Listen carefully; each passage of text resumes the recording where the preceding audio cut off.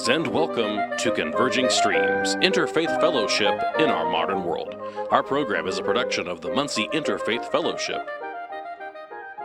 This installment, Relationships Based on Profit versus Relationships Based on Caring, recorded live at the Unity Church of Anderson, Indiana.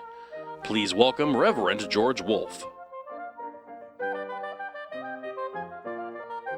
I'd like to begin today by reading a parable in the Taoist Buddhist tradition. Taoism is a form of Buddhism, or it merged with Buddhism as Buddhism migrated through China and up through to Japan. And there was a Chinese philosopher named Shuangzi who just wrote a voluminous amount of parables and stories and so forth, all of which have very profound meaning. And so I want to start with one of his parables. It's kind of interesting, we think of Jesus as speaking in parables, but there are a lot of parables, too, in the Taoist and Zen Buddhist traditions. So it's just kind of interesting to notice that similarity. Anyways, this is a parable which he wrote. He says, there was a man named Lin Hui, the man who fled from Chai. He threw away his jade disc worth 1,000 measures of gold, strapped his little baby on his back, and hurried off. Someone said to him, "Did you think of it in terms of money? Surely a little baby isn't worth much money. Or were you thinking of the bother? But a little baby is a great deal of bother. Why then throw away the jade disc worth 1,000 measures of gold and hurry off with a little baby on your back?" Lin Hui replied, "The jade disc and I were joined by profit, but the child and I were brought together by heaven. Things joined by profit, when pressed by misfortune and danger, will cast each other aside, but things brought together by heaven, when pressed by misfortune and danger, will cling to one another." Things brought together by profit, when pressed with misfortune and danger, will cast each other aside, but things brought together by heaven, when pressed with misfortune and danger, will cling to one another. In this reading, I interpret brought together by profit as meaning relationships rooted in selfish gain, as if to say, what is it that you can do for me? Or, how will I profit from being in relationship with you? Such relationships develop because the parties involved find there is a social, economic, or political advantage to be in relationship. Relationships brought together by heaven I interpret to mean relationships based on caring and mutual love and support, without there being any social, political, or economic reward. In pondering the meaning of this parable, I ask myself the questions: how many relationships fall into each category? How many of my relationships fall into each category? And that is selfish profit versus selfless caring. Are the relationships I have with people in my life based on profit, or are they based on caring? I have to somewhat shamefully admit that throughout much of my life, my relationships have mostly been rooted in profit. I would befriend somebody to continue a relationship, even in my own family, and work with that person because I could gain something to advance myself. This is the case with many colleagues in the music field I have worked with over the years. It was true even with my teachers. They were using me to advance their career, and I was using them for recommendations or to gain professional opportunities. An example is a composer colleague I worked with for several years. You'd think we would have developed a sincere friendship, but we never contact each other now unless there is some project to work on. He would write a music composition for me, and in return, I would perform his composition several times in various places. It has been a relationship rooted in profit. And because of some of the irreconcilable differences in our beliefs and his adamant convictions to the contrary, our friendship will probably forever be rooted in profit. I suppose this is natural when a person is building their career. But since retiring, I have realized how much I have missed the blessings that come from nurturing, caring relationships. Recently, I began reaching out to an acquaintance of mine from years past. He is now a Trappist monk at the Monastery of the Holy Spirit in Conyers, Georgia. He is someone for whom there is no other reason for me to be in touch with when it comes to profit. After all, he's a monk. What does he have? What does he have to give me? Our friendship offers me no special political or economic benefit. Yet, my heart finds solace whenever I think of him. Together, we share each other's thoughts, prayers, concerns, books, and articles. Somehow, we have been brought together by heaven in a caring, yet distant relationship. From profit relationships, we receive what we deserve and in the amount equal to what we put into the relationship. We get what we earn. But from caring relationships, we receive blessings that surpass our expectations. Or as Jesus expressed it, our harvest can be 40, 60, or 100-fold beyond what we have invested in the relationship. While pondering the parable I read from Shuangzi, I was reminded of a passage in the Gospel of Luke where it says, and this is a quote, "When you give a dinner or a banquet, do not invite your friends or your kinsmen or your rich neighbors, lest they also invite you in return and you will be repaid. But when you give a feast, invite the poor, the maimed, the lame, the blind, and you will be blessed because they cannot repay you.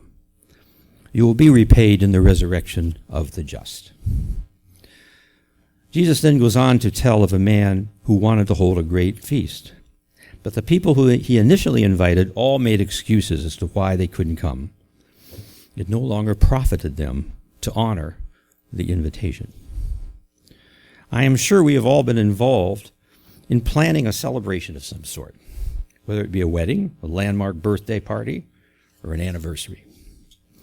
We usually start by saying, we're going to keep this kind of small, intimate, just for family and close friends. But once we start making out the list of invitations, things seem to get out of control. We hear the words like, we have to invite Aunt Sarah. But wait, if we invite Aunt Sarah, then we have to invite her daughter Emily.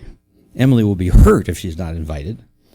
And it goes on, the list growing and growing because we feel obligated or we owe them something.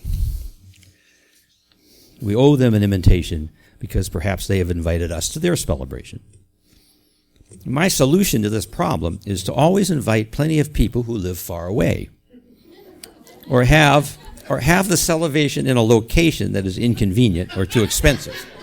People come. That way they can send their gifts and you don't have to put up with them actually being there.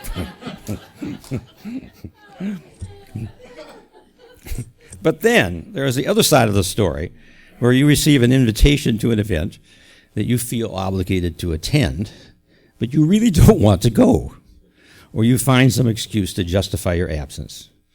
This was the case with the first group of folks the host of the parable invited to his feast. One of them said that he had to attend to a field he had just purchased, another a yoke of oxen, and the last one blamed it on having taken a wife. This first round of invitations was to people to host that the host felt obligated to invite, people who perhaps owed him a favor, or to someone perhaps the host could later call upon for a favor. But his colleagues of profit declined to accept his invitation. They cast him aside. So then the host told his servants to go out into the streets and invite anyone they see.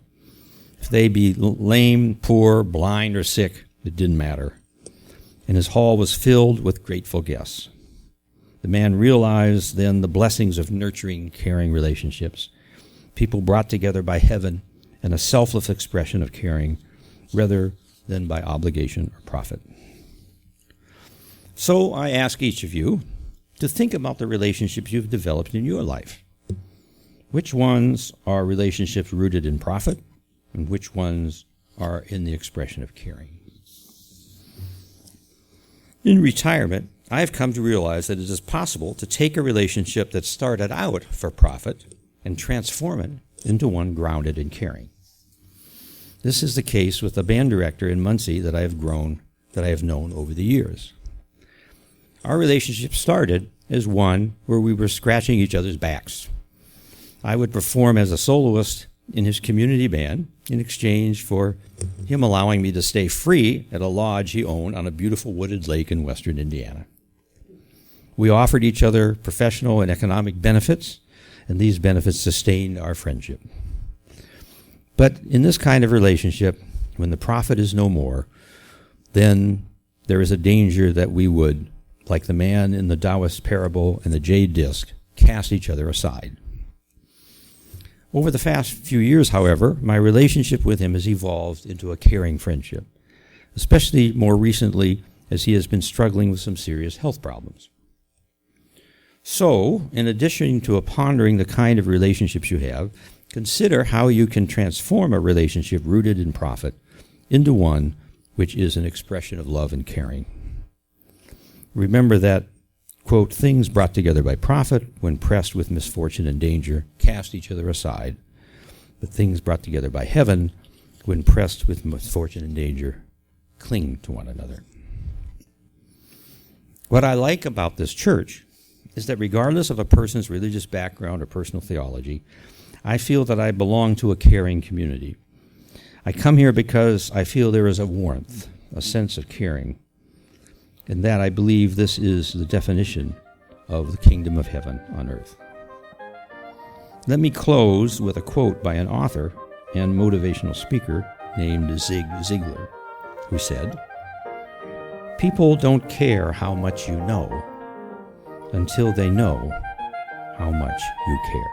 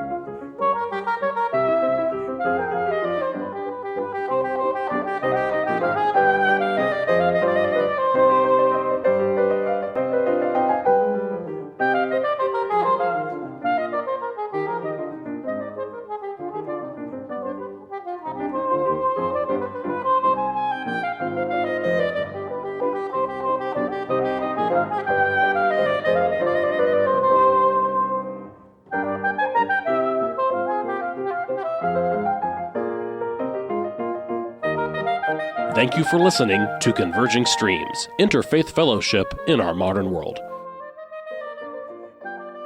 Our program is a production of the Muncie Interfaith Fellowship and is supported by our community. We thank you, our listeners and followers, for your support.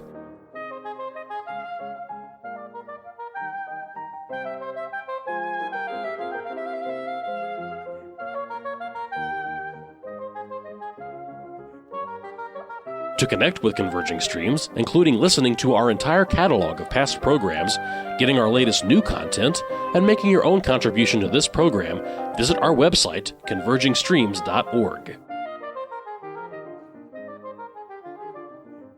Converging Streams is produced by Tony Piazza and George Wolf.